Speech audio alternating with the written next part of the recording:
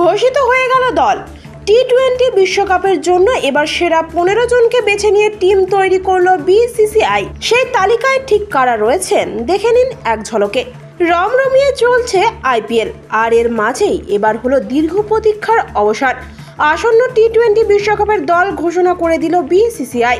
15 জনের মূল স্কোয়াডে জায়গা হলো না ভারতের নবীন ফিনিশার রিঙ্কু সিংয়ের।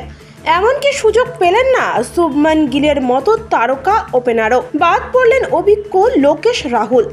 তবে গিল ও রিঙ্কু মূল স্কোয়াডে জায়গা না পেলেও তাদের রিজার্ভ ক্রিকেটার হিসেবে বেছে রেখেছেন জাতীয় নির্বাচকরা। তবে কেএল রাহুল রিজার্ভ ক্রিকেটারদের তালিকাতেও নেই, তাকে এবার বাদ দেওয়া হয়েছে। অজিত আগারকাররা মোট 4 জন ক্রিকেটারকে রিজার্ভ তালিকায় জায়গা করে দিয়েছেন। গিল ও রিঙ্কু ছাড়া রিজার্ভে রেখেছেন 2 পেসার খলিল আহমেদ ও আবেশ খান। সরাসরি বিশ্বকাপের মঞ্চে জাতীয় দলে ফিরছেন উইকেট কিপার ও ব্যাটসম্যান ঋষভ পন্ত। তার সঙ্গে দ্বিতীয় উইকেট কিপার হিসেবে ভারতীয় স্কোয়াডে জায়গা পেলেন সঞ্জু স্যামসন।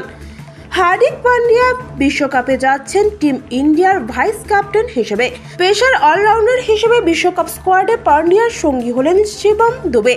আইপিএলে যে রকম দুরন্ত ফর্মে রয়েছে তাতে যুজবেন্দ্র চাহালকে বাদ দেওয়ার সাহস দেখায়নি জাতীয় নির্বাচকরা। চাহাল চতুর্থ স্পিনার হিসেবে 15 জনের স্কোয়াডে জায়গা করে নেন। যুজবেন্দ্র ছাড়া ভারতের স্পিন বিভাগে রয়েছেন রবীন্দ্র জাদেজা, কুলদীপ যাদব ও অক্ষর প্যাটেল। আইপিএলে চমক দেখানো নতুন কোনো ক্রিকেটারই বিশ্বকাপ স্কোয়াডে জায়গা পাননি।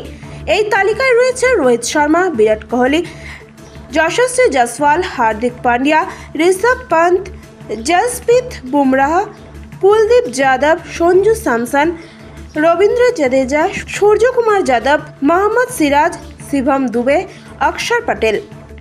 জিসিএন নিউজের বিশেষ প্রতিবেদন।